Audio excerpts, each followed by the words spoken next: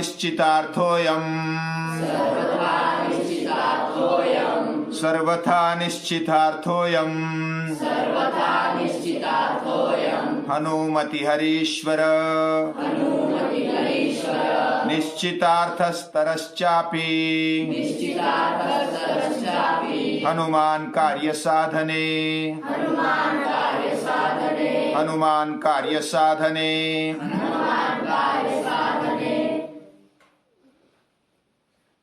सुग्रीव का राज्याभिषेक हो गया, अंगद का भी राजकुमार करके राज्याभिषेक हो गया, युवराज का राज्याभिषेक। और वर्षा काल बीत चुका। उसके बाद राम के कुपित होने के कारण लक्ष्मण भी कुपित होते हैं और वो सुग्रीव को याद देने के लिए आते हैं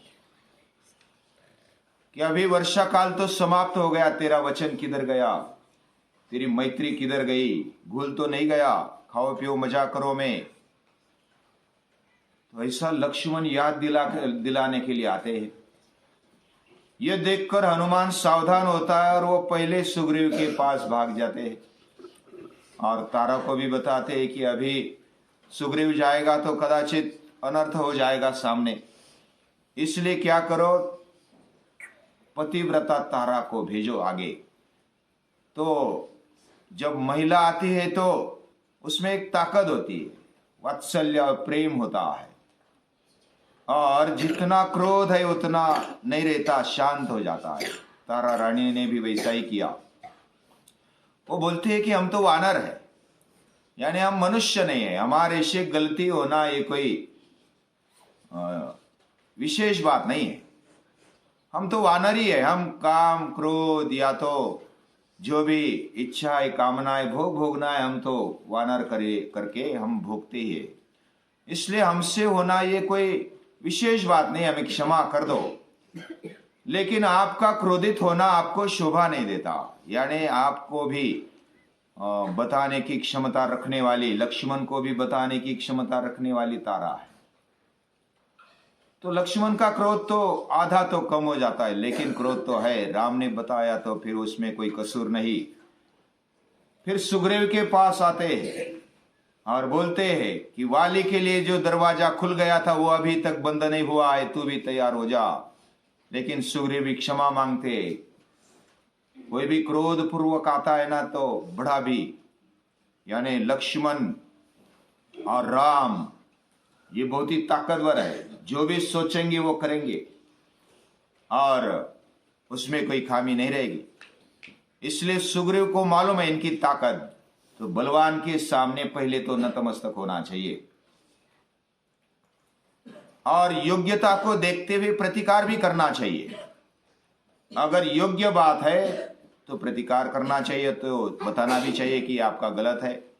वैसे तारा ने भी बताया, सुग्रीव भी बताते हैं कि आपका क्रोध करना ये उचित नहीं है। फिर भी लक्ष्मण बताते हैं कि आप श्रेष्ठ है, आप वानर राजा है, वानर के प्रमुख है, और जो भी आप धैर्य रखते हैं, उदारता रखते हैं, कुलीनता रखते हैं, जो भी जितेंद्रियता आप में है वो राजा के पास होनी चाहिए। और राजा ने सभी के लिए योग्य ऐसा निर्णय करना चाहिए, जो भी वचन दिया हुआ है, विश्वास खड़ा हुआ है, उससे दूर नहीं जाना चाहिए, उसको निभाना चाहिए। ऐसे लक्ष्मण बताते हुए उनको समझाते और सुग्रीव भी समझ जाते, नतमस्तक हो जाते, और हनुमान और सुग्रीव फिर लक्ष्मण के साथ चले जाते हैं। बाकी जो भी मंत्रीगण हैं, बाकी जो शूरवीर योद्धा है, वो भी साथ में चले जाते हैं, सभी को आज्ञा दे देते कि सभी सैन्य इकट्ठा हो जाए। पहले भी आज्ञा दी चुकी। उसके बाद सब इकट्ठा होते श्री राम के पास और राम के सामने नतमस्तक होकर जो भी कार्य करना है अब हम करने के लिए तैयार है। पहले भी वैसे तैयारी कर चुके हैं, फिर भी ऐसी तैयारी करके अलग अलग भागों में, अलग अलग दिशा में, अलग अलग टीम को भेज दिया जाता है। पूर्व में, पश्चिम में, उत्तर में, दक्षिण में, सभी ओर अलग अलग अधिकारी, मंत्रीगण और सभी सैन्य के साथ वानरों को भेज देते हैं। उसके बाद श्री राम और हनुमान का संवाद होता है। सुग्रीव भी साथ में है कि हनुमान कैसे है, वह कौन सी क्षमता रखते हैं, ये सभी को लगभग पता है। हनुमान को देखकर श्री राम भी उस पर विश्वास रखते हैं कि ये अंगूठी, मेरी अंगूठी ले लो, और ये अंगूठी पर जो भी नाम लिखा है वो नाम देखकर, ये अंगूठी को पहचान कर सीता माता को विश्वास होगा कि ये सही दूत आया है, से विश्वास बैठेगा। और इसके लिए अंगूठी साथ में रखना, हनुमान के पास वो दी है, यानी कि विश्वास है हनुमान पर। तो ऐसी चर्चा हो रही है, सभी को भेज दिया है। लास्ट में हनुमान और सुग्रीव बचे, हनुमान को अंगूठी दे दी, और अंगूठी दे करके सर्वथा निश्चितार्थायम अनुमति हरीश्वर, जो हरीश्वर है, सुग्रीव है, वो हनुमान पर विश्वास रखते, ये निश्चित ये कार्य करेगा। यानी हम पर भी, हमारा जीवन ऐसा हो कि हमारे ऊपर भी सभी विश्वास कर सके कि ये काम करेगा। कोई भी बड़ा आदमी अगर कोई कार्य बताता है, किसी को बताता है, तो सामने वाले पर देखकर ये काम करेगा, इसको बताना चाहिए। ऐसा विश्वास रखते हुए जो भी बुजुर्ग है वह काम बताते हैं। राजा भी है तो विश्वास पात्र जो है उसको काम बताता है, ये कार्य करेगा ही, ऐसा विश्वास प्राप्त करना चाहिए। और हनुमान वो विश्वास प्राप्त किए हुए। और इतना ही नहीं, खुद जो अपने ऊपर विश्वास रखते, आई कैन डू, ये जो वृत्ति है ना, यह हनुमान में दिखती है। यानी विश्वास होना चाहिए, और ऐसा विश्वास दूसरों का होना और खुद का खुद पर होना।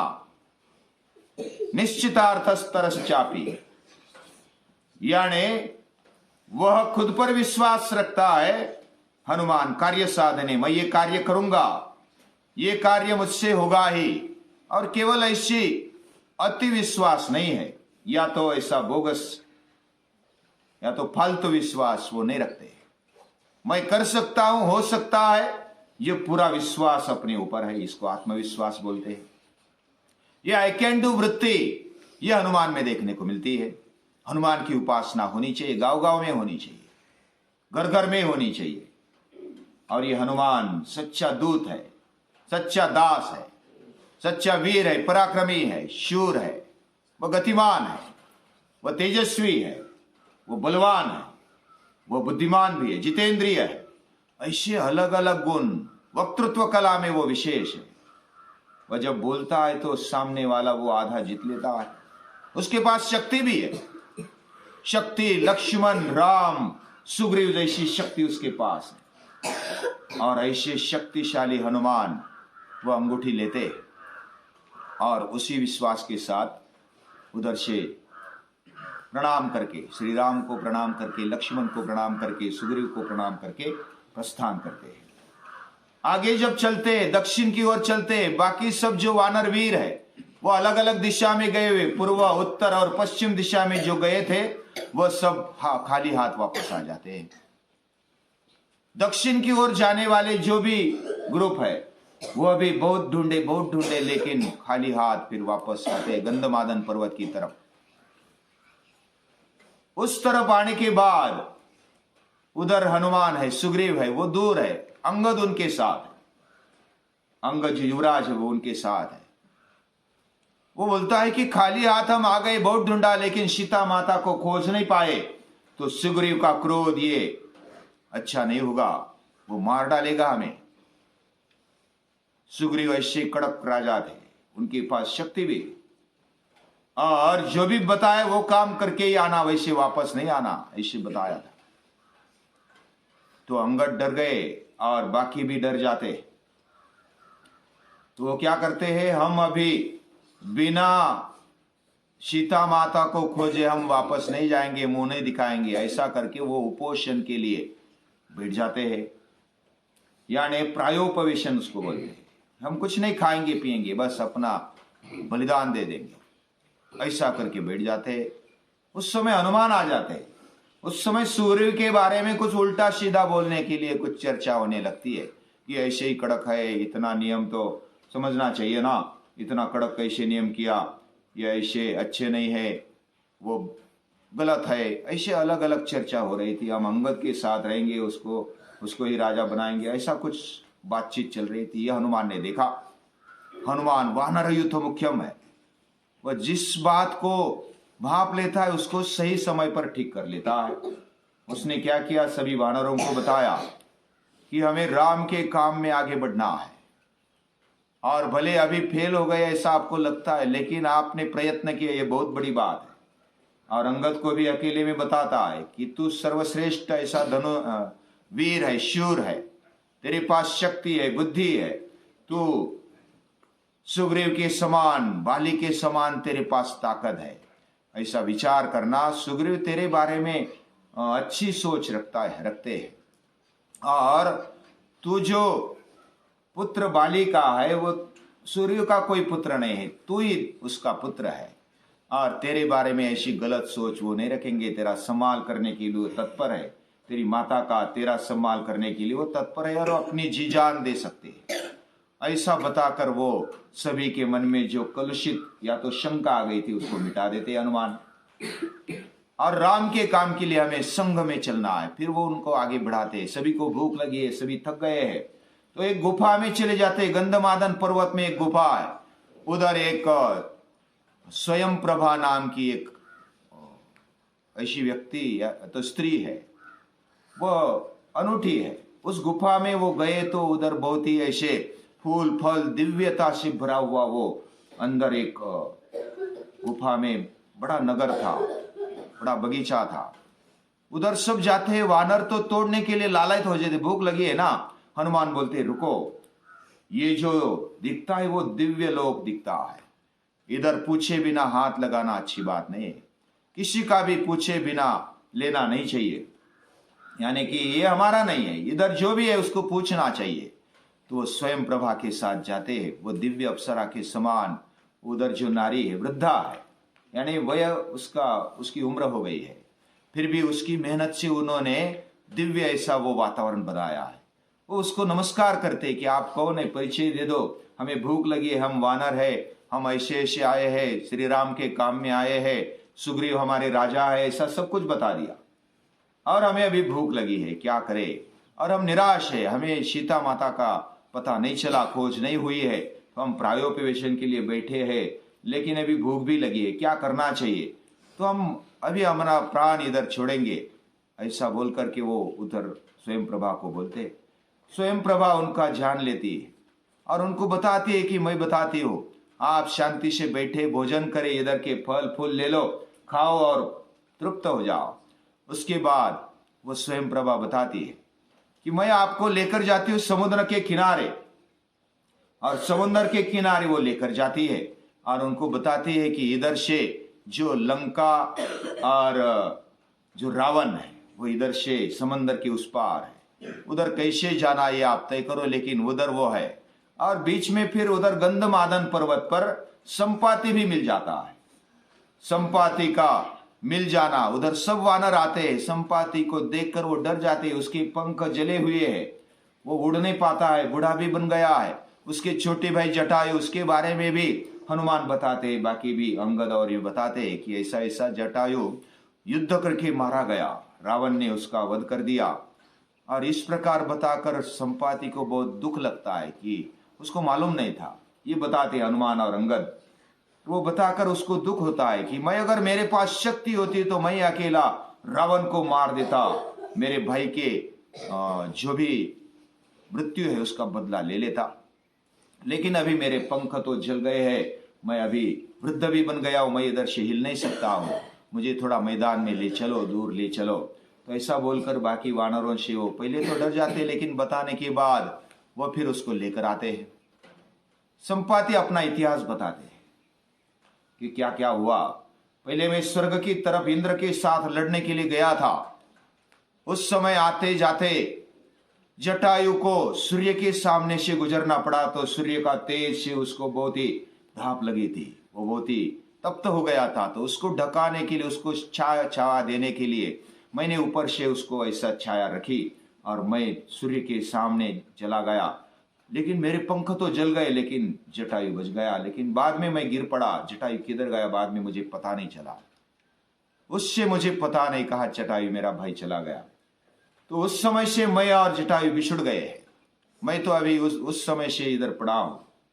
तो जटायु के भाई जो संपाति है वो बताते हैं कि इधर से दूर रावण और मेरा जो बेटा है उसने देखा कि रावण सीता माता को भगा कर ले गया है, और वह किधर होगी, कैसी होगी, वो सब बताते हैं। फिर सब आते हैं, वो जो स्वयं प्रभा है वो लेकर आती है समंदर के किनारे, और समंदर के किनारे फिर चर्चा होती है। अंगद बताता है कि तेरे पास शक्ति है क्या, तेरे पास शक्ति है क्या, ऐसे हर एक को पूछता है अंगद। और कौन कितनी छलांग लगा सकता है, इस समंदर को लांघना है, और बहुत बड़ा समंदर है, इसको लांघना लगभग 50-60 किलोमीटर है। आज भी अगर गिनेंगे ना तो 50-60 किलोमीटर की छलांग लगाना ये कोई सीधी बात नहीं है। तो कोई कोई बोलते मैं तो छलांग लगा सकता हूं लेकिन बीच में गिर जाऊंगा समंदर में, ऐसे अलग अलग वानर बोलते हैं। फिर सभी की बारी हो गई। अंगद खुद बोलते हैं कि मुझे भी विश्वास नहीं है, मैं भी लगा सकता हूं लेकिन मुझे विश्वास नहीं कि मैं उस पार जा सकूं, वापस आ सकूं। तो सभी हनुमान की ओर देखते हैं, हनुमान चुपचाप सुनते हैं। फिर जाम्बुवान बोलते हैं उसको कि तेरे पास शक्ति है, मैं जितना छलांग लगा सकता हूं तू उतना ही छलांग लगा सकता है, मैं अभी बूढ़ा बन गया हूं। और बाकी जो राजा है, यानी उधर के जो वानरों के मंत्री और राजा सुग्रीव, वो भी छलांग लगा सकते लेकिन इतनी छलांग नहीं लगा सकते जितनी तू लगा सकता है। तो हनुमान की शक्ति को जागृत करते हैं। हनुमान को बोलते हैं कि तेरा वेग, तेरी गति, तेरी स्फूर्ति, तेरा उत्साह ये बहुत ही बढ़िया है, और ऐसा उत्साह तेरे पास है, तेरे पास शक्ति है, तू लगा सकता है, तू तैयार हो जा। फिर जाम्बुवान ने बताने के बाद उसको सचमुच लगता है, कोई बड़ा बताता है या तो जो भी बुजुर्ग है वो हमें बताता है कि तेरे पास शक्ति, तू करके देख, तो हमारी शक्ति भी बढ़ जाती है, हम भी करके देखते हैं। तो हनुमान सचमुच तैयार हो जाता है। वह समंदर के किनारे एक कड़क स्थान पर आ जाता है, गंधमादन पर्वत के पत्थर पर, और उधर से छलांग लगाने के लिए तैयार हो जाता है। वह स्मरण करता है कि लंका कितनी दूर होगी, उधर से दिखती नहीं है, फिर भी छलांग लगानी है, और वह मनी मन श्री राम का स्मरण करता है और छलांग लगाने के लिए उत्सुक है। अभी छलांग कैसे लगाता है, उसका पूर्व इतिहास क्या है, वो बाद में देखेंगे। आज के लिए इतना ही।